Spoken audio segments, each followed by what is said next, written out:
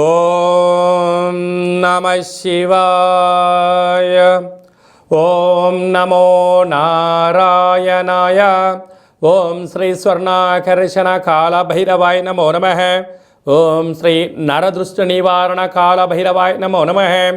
ఓం గణానాం త్వా గణపతిగుం అవామహే కవిం కవేనాపవస్రవస్తవం జ్యేష్ఠరాజం బ్రహ్మణస్వత ఆన శృణ్వన్నోతభిస్సీదసాదనగం శ్రీమహాగణాధిపతయే నమః. ఓం ఆదిత్యాయ సోమాయ మంగళాయ బుధాయ చ గురుశుక్రశనిభ్యశ్చ రాహవే కేతవే నమో నమః. హరి ఓం. మా ఛానల్కి స్వాగతం. చూస్తున్న వీక్షకులకు ప్రేక్షకులకు ప్రియ కాళభైరవ భగవద్బంధులకి స్వాగతం పలుకుతూ మమ్మల్ని ఎంతగానో ఆదరిస్తూ ఉండబడినటువంటి ప్రియ సోదరి మనుషులకు అందరికీ, సనాతన ధర్మ సంరక్షకులకు అందరికీ కూడా నూతన తెలుగు ఉగాది పండగ శుభాకాంక్షలు. శ్రీ క్రోధినామ సంవత్సరంలో అందరికీ నిండు నూరేళ్ల ఆయురారోగ్యాలను ప్రసాదించాలని, వారాలు 7, తిథులు 15, నక్షత్రాలు 27, రాసులు 12, లగ్నాలు 12, మహర్దశలు 9, అలాగనే షడ్రుచుల సమ్మేళనమే 6 ఋతువులతో కూడుకున్నటువంటి తీపి, కారం, పులుపు, చేదు, వగరు అనేటువంటిది ఎలా ఉంటుందో మనిషి జీవితంలో కష్టాలు సుఖాలు ఎప్పుడు ఉంటాయి. ఎవరి జీవితంలో కూడా ఎప్పుడు కూడా పూర్ణిమ శాశ్వతం కాదు, అమావాస్య అనేటువంటిది ఎప్పుడు అడ్డంకి కాదు అని చెప్పి గుర్తుపెట్టుకోవాలి.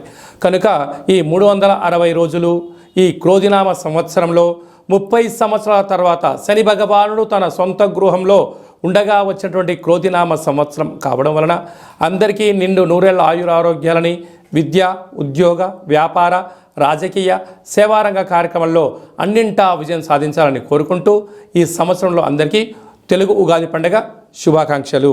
ద్వాదశ రాశిలో గ్రహ గమనాన్ని ఒకసారి వీక్షింపచేద్దాం.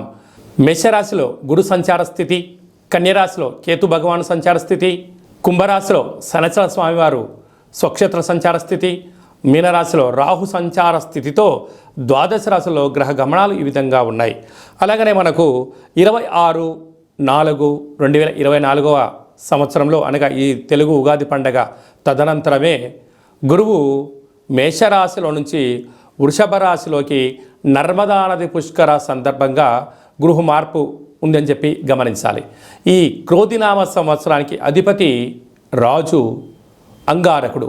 ఎందుకనగా ఈ సంవత్సరము మనకు తెలుగు ఉగాది పండగ మంగళవారం రోజు అవ్వడం వలన, మంగళవారానికి అధిపతి కుజ భగవానుడు అవ్వడం వలన, ఈ సంవత్సరానికి రాజు కుజుడు అవ్వడం వలన నిత్యము అనేక మంది క్రోధము, ఆవేశము అనేటువంటి పరిస్థితుల్లో ఉండడము, ఎర్రటి నేలలు, ఎర్రటి పంటలు బాగా పండడము, అద్భుతమైనటువంటి కందులు, మిరప, ఎర్రటి నేలలు, సంపూర్ణమైనటువంటి ఆహార ధాన్యాల ఉత్పత్తులు చాలా అద్భుతంగా ఉంటాయని చెప్పి కూడా గమనించగలగాలి.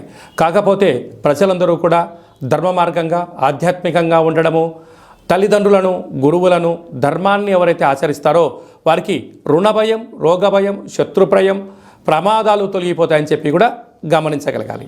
అలాగనే ఈ సంవత్సరము మంత్రివర్యులు శని భగవానుడు అవ్వడం వలన ఆ శని భగవానుడు ప్రస్తుత కాలమాన ప్రకారంగా కుంభరాశిలో సంచారము చేయడం వలన ధర్మ మార్గంగా ఎవరైతే ఉంటారో వారికి చాలా మంచి కాలము అని చెప్పి గమనించగలగాలి.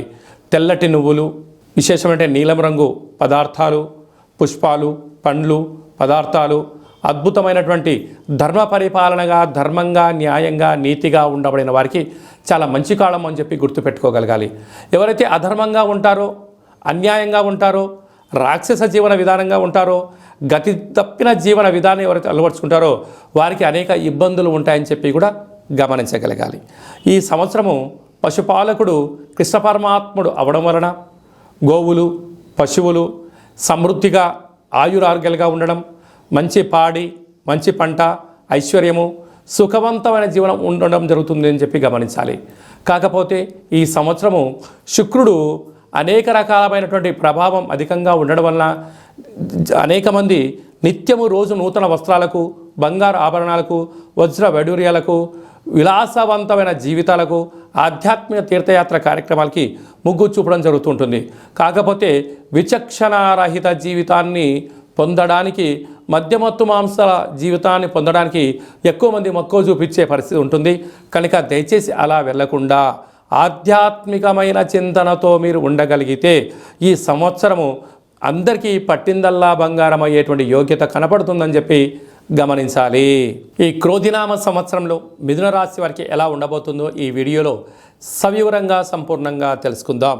మిథున రాశిలో ఏ నక్షత్రాలు వస్తాయనగా మృగశిర నక్షత్రంలోని 3వ పాదము, 4వ పాదము, ఆరుద్ర నక్షత్రంలోని 4 పాదాలు, పునర్వసు నక్షత్రంలోని 1, 2, 3 పాదములు కలిపితే మిథున రాశి. మిథున రాశి యొక్క అధిపతి బుధ భగవానుడు.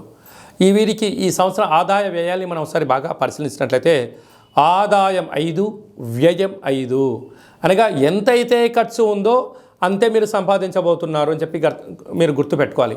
కనుక అధికంగా మీరు శ్రమించగలిగితే మీరు ఉండబడిన వాటన్నిటికన్నా కొద్దిపాటి సోమర్థనాన్ని పక్కన పెట్టి హార్డ్ వర్క్కు మీరు ఇంపార్టెన్స్ ఇవ్వగలిగితే స్థిరచరాస్తులు మీ సొంతమవుతాయి అని చెప్పి మనకు జ్యోతిర్విజ్ఞానం తెలియచేస్తుంది. రాజపూజ్యం 3, అవమానం 6. ఎందుకనగా కష్టపడి పనిచేసేటువంటి రాశులలో మిథున రాశి ఒకటి. ఎందుకనగా రాశాధిపతి బుధుడు అవ్వడం వలన వీరికి బుద్ధి బలం, జ్ఞానబలం చేత వీళ్ళు ఎదుగుతూ ఒదుగుతూ ఉండడం వలన వీళ్ళు చుట్టూ ఉండబడినటువంటి వారే వీరి ఎదుగుదలను ఓర్వలేకపోవడం, శత్రువులను మూటగట్టుకునే పని ఉంటుంది. కనుక వీలైనంత వరకు మీరు ఎలాంటి విషయాలైనా మీ మనసులో పెట్టుకునే ప్రయత్నమే చేయండి. పక్కవారికి ఏదైనా చెప్పారా వారే మీకు శత్రువులు అవుతారో అని చెప్పి గమనించగలగాలి. మనం ఒకసారి కందాయ ఫలితాన్ని గమనించినట్లయితే మృగశిర నక్షత్ర జాతకులకు మంచి ఆయురారోగ్యాలు, మంచి మేధా సంపత్తి ఉందని చెప్పి గమనించాలి.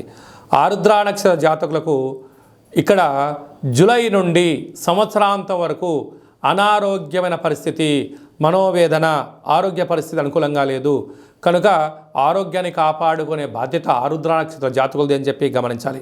పునర్వసు నక్షత్ర జాతకులకు ఒక ప్రణాళికాబద్ధంగా ఉండడం వలన మంచి కాలము అని చెప్పి గమనించగలగాలి. కనుక ఈ మిథున రాశి వారికి ఈ గృహ భవన నిర్మాణ కార్యక్రమం చేసేటువంటి వారికి, ఆధ్యాత్మికవేత్తలకు, వ్యాపార సామ్రాజ్యంలో ఉండబడినటువంటి వారికి, రాజకీయవేత్తలకు, స్వయం వృత్తులు, సేవారంగాలు, వ్యాపార కార్యక్రమం చేసేటువంటి వారికి కూడా ఓపిక, పట్టుదల, ఒక ప్రణాళికాబద్ధంగా మీరు వెళ్ళగలిగితే అన్నింటా విజయం మీ సొంతం అవుతుంది. వ్యవసాయ సోదరీమణులకు ఎర్రటి పొలాలు, తెల్లటి పంటలు, వస్త్ర వ్యాపారాలు, బంగారు వ్యాపారాలు, అలాగనే హోటల్ వ్యాపారాలు, ఈ పాల ఉత్పత్తుల వ్యాపారస్తులకి కూడా చాలా మంచి కాలం ఉందని చెప్పి గమనించాలి. కనుక వీళ్ళు స్వర్ణాకర్షణ కాళభైరవ స్వామిని స్మరించడం, ధ్యానించడం వలన అద్భుతమైన ఐశ్వర్యం, ధనం మీ సొంతం అవుతుందని చెప్పి గమనించాలి. కనుక శ్రీ స్వర్ణాకర్షణ కాళభైరవ స్వామి యొక్క స్మరణ, ధ్యానము, పుష్ప దీపము, ఒక ముగ్గును మీరు ఇంటి ముందర పెట్టుకోగలిగినట్లయితే మీకు అదృష్టం మీ సొంతం అవుతుందని చెప్పి గమనించాలి.